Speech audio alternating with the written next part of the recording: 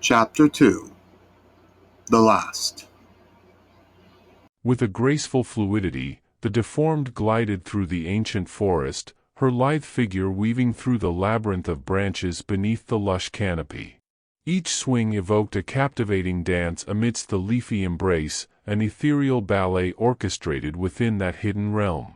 Her movements possessed the grace of a dancer, limbs extending with precision, their every action synchronized with the rhythmic sway of the dense foliage. This aerial performance would have been a mesmerizing spectacle that celebrated the majestic splendor of the forest, but alas, there were no witnesses to behold its enchantment. But as the starbeams waned and ascended back into the canopy, the faint whispers of leaves caressing the deformed's body served as the sole applause for her dance. The diurnal creatures began their descent into slumber while their nocturnal counterparts stirred to life. Stealthy and driven by insatiable hunger, they moved through the shadows with muted steps, their pursuits drowning in silence. Even the wind held its breath, enveloped by the dense tapestry woven by the pine, oak, and ash branches. The stillness enveloped the deformed, facilitating a profound communion with the will. Throughout the procession, she remained keenly aware, yet distant, as if a mere observer from afar. Her senses intertwined with those of her people, hearing their thoughts and feeling their emotions. A tempest of thoughts flooded her mind. What may we do? Shall we smite them? Our woodland shall be set ablaze once more. What course should we follow? Shall we not be granted respite? Verily, we shall meet our demise. Another conflict? We must vanquish them. We shall emerge victorious. Fear, anger, sorrow, doubt, vexation, desolation, worry, resolve, and yearning, an amalgamation of emotions. Through this enchantment of the will, she became entwined with their collective essence and trepidations. Yet, there existed a fragment of her being that fixated solely on Arignan's parting words. She had responded with cold candor, for mankind was deemed the paramount malevolence in their realm, sowing naught but devastation. Yet, the more her singular self proclaimed this, the more her alternate self yearned to repudiate it. A fog of confusion beset her thoughts, as if an enigmatic force draped her memories in a cloak of secrecy, resolute in guarding the dormant truths concealed within. As she ventured through that dim labyrinth, the countenance of her erstwhile comrade, akin to a faint specter, steadily materialized from the abyss, silently forming words she could not perceive. Thou art journeying too far. The harsh words shattered the deformed's trance, causing her to falter. Her elongated limb missed the next branch, and she tumbled down towards the forest floor. With no reachable bough nearby, she instinctively tucked her head and wrapped her arms around it. As she relaxed her body, she landed on the ground with her feet first, swiftly bending her knees to execute a forward tuck and roll. Her right shoulder made contact with the ground, and she clumsily rolled through the underbrush for several meters. Finally, she came to a stop on her back, feeling dizzy as the dark canopy spun before her eyes. As she lay there, supine, a potent aroma of honey, citrus, and spice gracefully wafted into her nostrils. Among the five senses, the deformed and her people possessed the most discerning noses, perceiving much of the world through scent. It was through this keen sense that she recognized the presence that had beckoned her long before her vision had settled. Emitting a gentle, melodic exhalation, she regained her composure with elegance after the fall and gracefully sat back up. Looking ahead, she beheld the familiar figure of her sister, gazing down at her from a small hill that was free from the entanglement of underbrush. The term sister would be inadequate to describe their unique existence, and yet it was the most appropriate, for they had sprouted from the same seed during their twin flowering. However, the two were worlds apart. The sister stood tall, exuding an otherworldly grace. Her entire form was adorned with long, flowing trichomes that cascaded like a river of gold, extending down to her ankles. Her epidermis mirrored the hue of white birch, embellished with ample specks of green and golden moss that adorned her surface. A regal circlet of white roses adorned her noble crown, like a halo of majesty woven into her tresses. Emerging from that circlet were two branches, laden with even more roses. Her entire being radiated an inner light, revealing her as second only to their leader. She bore no name, like others of their kind, yet any outsider beholding her would likely dub her Pearl Rose. The eyes of Pearl Rose, minerals that gleamed like celestial orbs, met the deformed's gaze devoid of emotion. Expressions were reserved exclusively for interactions with outsiders, as there was no necessity for such gestures when they communed amongst themselves. Moreover, they had no use for the constraints of time. In their presence, every minuscule creature that traversed the earth and every fleeting spore suspended in the air would pause, as if time itself had frozen, for the sisters communicated effortlessly without the need for words. Thou hast ventured too deep, sister. Pearl Rose chastised with disdain, her voice carrying a regal air. Thy bed doth lie yonder, wherein thou rightfully belongest.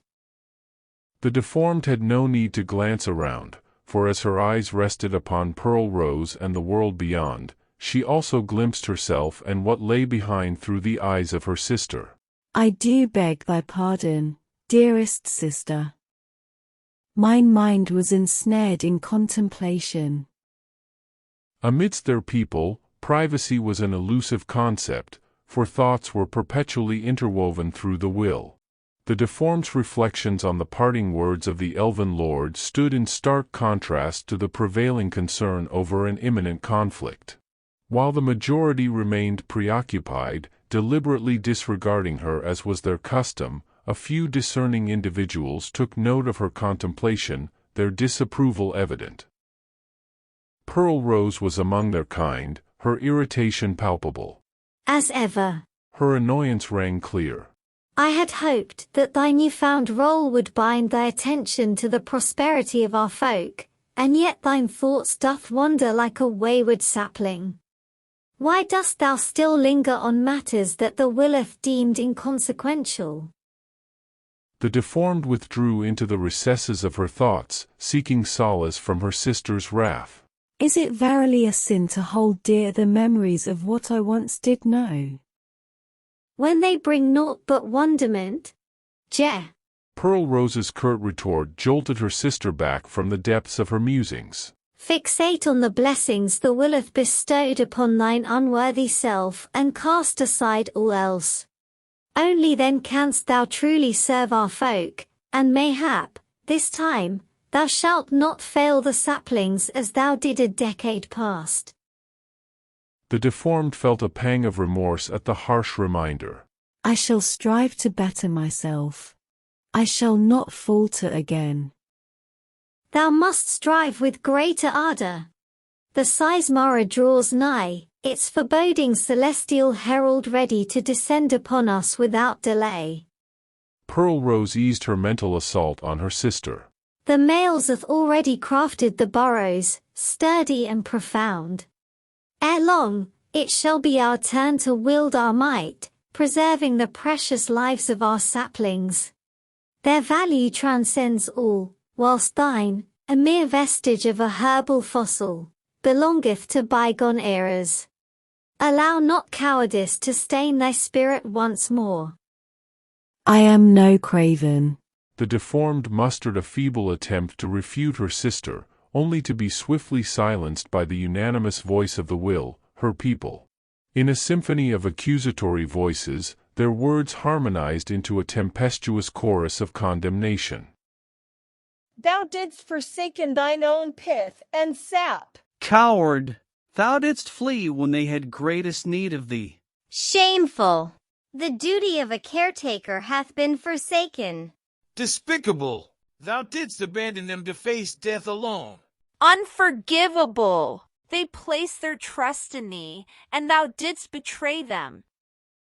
The collective scorn resounded within her mind, each voice entwining with the next, as if the deformed stood before a judgmental tribunal, her core burdened by the weight of their reproach. Pearl Rose made no effort to shield her sister, instead patiently biding her time until silence reclaimed its dominion. That shall be all. Retire to thine own parterre anon. This place is not meant for thee. But I stand solitary. There exists no other spirit in that realm. The deformed pleaded. As it should be, verily. With the discourse concluded, the insects resumed their crawl, and the spores returned to their ethereal dance. Though the passage of time remained unaffected in the world around them, within the sphere of their empathic connection, it seemed as if time had succumbed to the swiftness of their exchange. What would have demanded an elongated exchange among the elves was, for the sisters, but a fleeting instant. Pearl Rose pivoted, extending a limb, and deftly swung back the way she had come. The deformed turned and ambled through the underbrush, her spirits considerably diminished, showing no haste in returning to her solitary refuge. The journey homeward remained uneventful. The nocturnal denizens bestowed no mischief upon the deformed, and her acute sense of smell guided her effortlessly through the veils of deception woven by the woodland creatures and trees. The fragrance of her cherished parterre beckoned her ceaselessly, regardless of its current abode within the forest's depths. This was the artifice that endowed her people with the ability to traverse the world wood, surpassing even the prowess of elves. Amidst the ever-changing landscape, the myriad aromas of animals, minerals, and vegetables unveiled their secrets to the astute senses of their cunning Flonaceae. This singular attribute alone could have elevated them to the status of apex predators within the forest, if not for their preferences as devout green eaters. And so, with slight tribulations, the deformed arrived at the fringes of her treasured flower bed. Nestled amidst the heart of a starbeam, its ethereal glow concealed from nocturnal eyes. Her dainty feet gracefully crossed the threshold of sweet alyssum, sinking into the fertile earth below. Within that soil flourished an unstructured assembly of crimson rose bushes, their arrangement appearing haphazard yet holding an enchanting allure. At its very center, a solitary patch of bare ground lay exposed, revealing a diminutive hole. Navigating her way through the verdant bushes, the deformed cautiously descended into the inviting cavity. Settling herself within, she nestled against the comforting embrace of a benevolent rose bush. Not a single thorn dared to pierce her delicate epidermis. Instead, the branches extended their arms wide, enfolding her like a mother's loving embrace, before draping over her shoulders and bosom like a protective mantle. Within the depths of the hollow, minuscule roots sprouted from her toes, eagerly burrowing into the fertile soil. In her repose, they would absorb the life-sustaining essence drawn from the fallen leaves, the caress of raindrops, and the radiant blessings of the celestial grand star. From her place of repose, the deformed surveyed the grove with a wistful gaze. It felt like only a brief span of time had passed since numerous flower beds had graced the surroundings, providing solace to kindred spirits like her own. Each bed had sheltered those bearing the marks of deformity, exiling them to this secluded realm within the forest. In those days, solitude had not weighed so heavily upon her heart. Though their numbers had always remained scant, it had mattered not, for they had formed a bond akin to kinship. A joy that now resided solely within the realm of her slumbering visions. Over 2 decades had passed since the deformed last knew the solace of companionship. It was a time when she held one true friend close, a steadfast soul whose shoulders bore graceful patches of exquisite blue mouse ears. With unwavering loyalty and boundless love, this cherished confidant had been her sole desire, her sole necessity. Yet fate, in its cruel design, shattered their bond on a fateful dawn.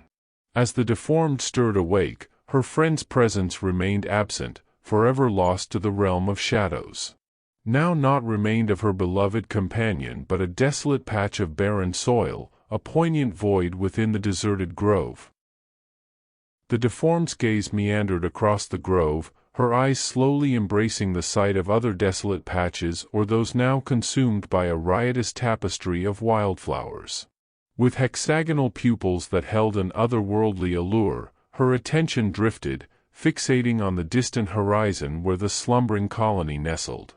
Though her vision was veiled, for she could not discern even if every vegetable had been unearthed, she possessed an innate knowledge of their whereabouts, guided by the fragrant traces and intangible whispers that danced upon the air. Since her final companion departed from this realm, an unrelenting yearning to reunite with her kinfolk had taken root within her spirit. Each night, an irresistible pull beckoned her towards their presence, yet she found herself perpetually turned away in their indifference. The deformed trembled as the chill of the night seeped deeper into her core. Seeking solace, she nestled her head amidst the fragrant petals of her beloved rose bush, surrendering herself to the embrace of a fitful slumber. In the realm of dreams, she yearned for nights that would stretch into eternity, and this, she sensed, was destined to be one such night. Young one, young one. What dost thou seek from me? Recall the words once spoken, a tale for thee to keep. Apologies, but I cannot recall, my memories are lost and deep. Young one, young one. I'm here, with a heart that's tempest-tossed. Within thee lies the knowledge, deep within thy soul. Remember, remember, and let the truth unfold. Yet it eludes my grasp, slipping from my weary mind. Seek within, my child, the answers thou wilt find. I beseech thee, lend me strength, for I am lost in despair. I cannot grant thy plea, for I am but a phantom in the air. Oh, I pray, guide me, and help me find my way. The path before thee waits, my child, seize the light of day. But I am weak and faltering, I need thy saving grace. Thou possess the strength within, to conquer this elusive chase. I will try, though fear engulfs me like a storm. Awake now, my dear one, courage shows thy true form. Hearken, arise. The deformed jolted upright, causing a flurry of leaves and roses to dance through the air.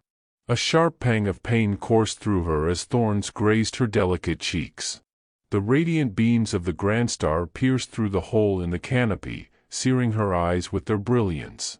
She blinked repeatedly, a valiant effort to stave off the encroaching blindness and the dizzying disorientation that threatened to consume her. Thou art belated in thine awakening this morn. A resounding voice echoed within her mind, its power reverberating through her being. The deformed gasped, her heart quickening as she immediately discerned the unmistakable presence. Now discerning the direction of his enchanting scent, she attempted to rise and spin around to face her unexpected visitor.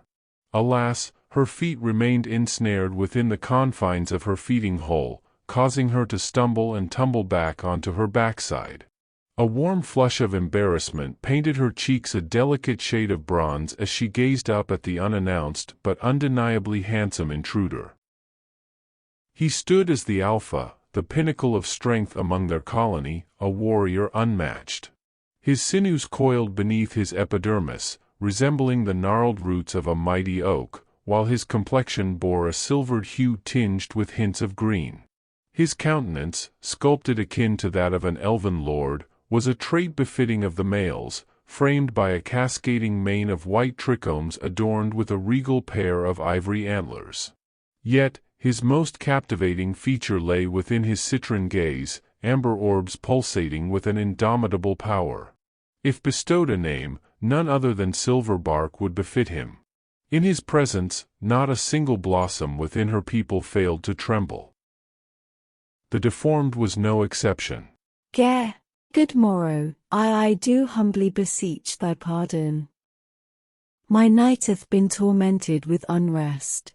She apologized, her voice trembling, as she fought to steady her thoughts and rise from the ground. Unconsciously, she angled her body away from him, her fingers delicately tending to her disheveled trichomes, arranging them like the teeth of a comb. With great effort, she averted her gaze from his captivating countenance, determined to ward off any impure musings.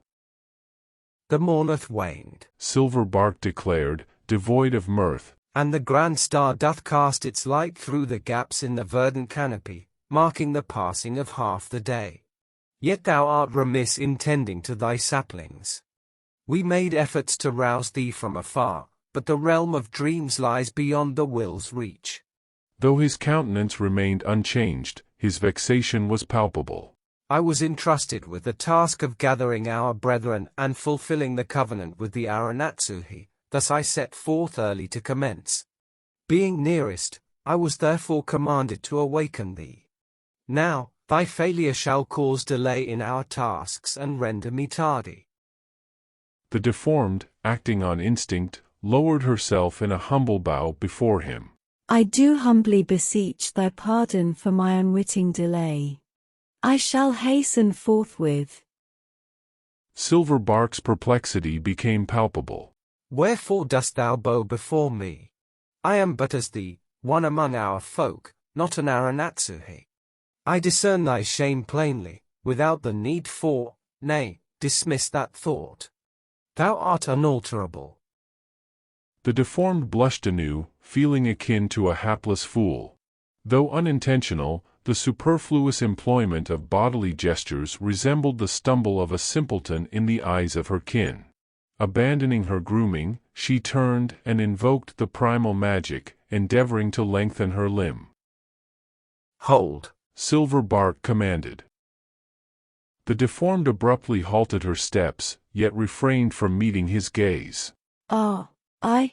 A fleeting flight of fancy caressed her thoughts upon hearing his resounding command, one she swiftly suppressed to prevent him from perceiving her wayward musings. What ensued was a protracted and uneasy stillness, laden with tension. Amid their kind, no secrets thrived, for the will bared all ruminations. Although she had stifled her musings, Silver Bark had detected their inception. Though he surmised the trajectory of those thoughts, he shunned delving deeper. His mere conjectures alone ignited a repugnant sensation within him. And the deformed discerned his revulsion. Thus was the bane of the empathic tether woven amidst their kind, which left no room for concealed truths. Now, she felt anew the pangs of embarrassment, though for an utterly distinct cause. Her stomach churned with unease, and a hollow ache settled within her core. She echoed the inquiry, devoid of any whimsical musings this time. The silence lingered a moment longer ere Silver Bark resumed. The avian and bestial denizens of the woodland have been roused. Although confirmation eludes us, 'tis believed that mankind hath ventured anew into the world wood. Most likely, they seek to pillage the neighboring ruins. Had it not been for the accord with the Aranatsuhi, I would personally investigate and attend to them as required. Alas, I and the other trees are already remiss in fulfilling our solemn vow. He paused, allowing the weighty silence to serve as a poignant reminder. Henceforth, the task hath been entrusted to the blossoms, barring thee. I divulge this to thee solely as a cautionary measure for thy saplings.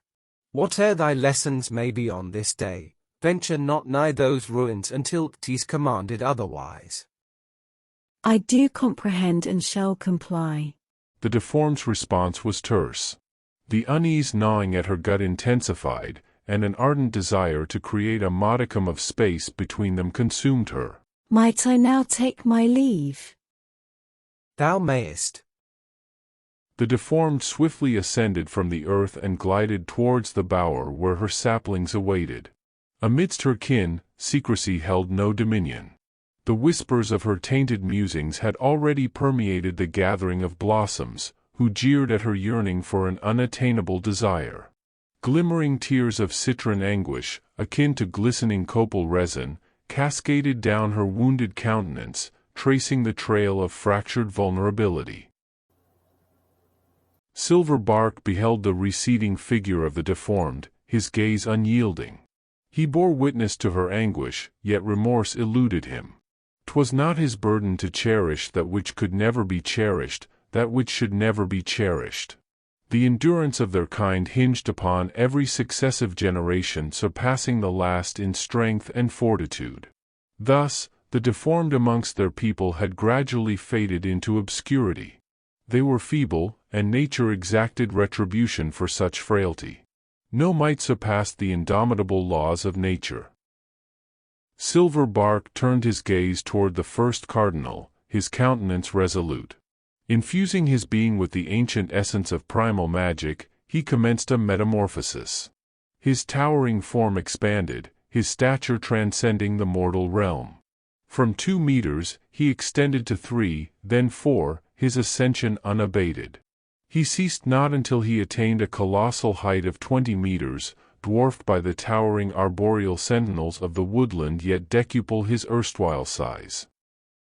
Silver Bark embarked on his sprint through the enchanted woods, the earth quivering gently beneath his stride.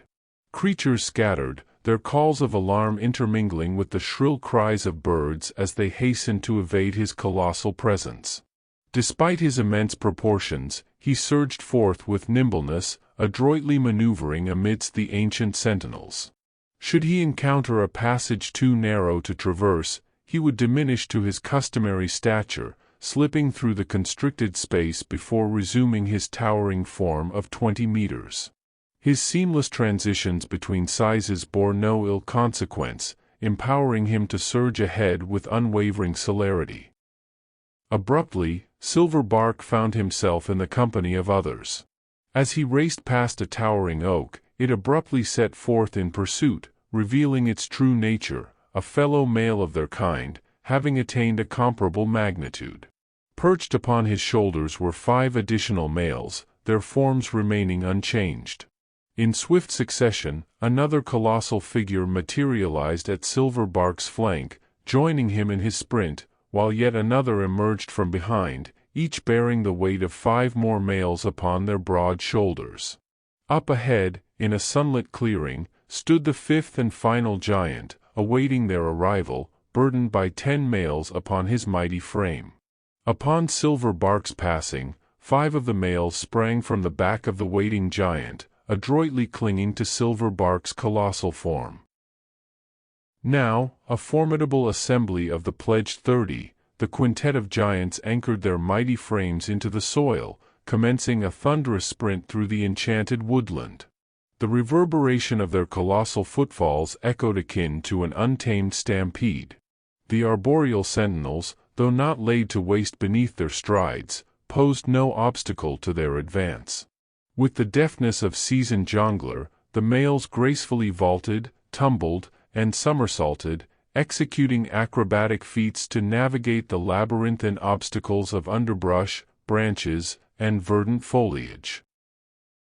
During the arduous sprint, the warriors who rode atop the giants would gracefully dismount, while another among them would undergo the remarkable transformation, growing to colossal stature as the preceding runner reverted to his ordinary size.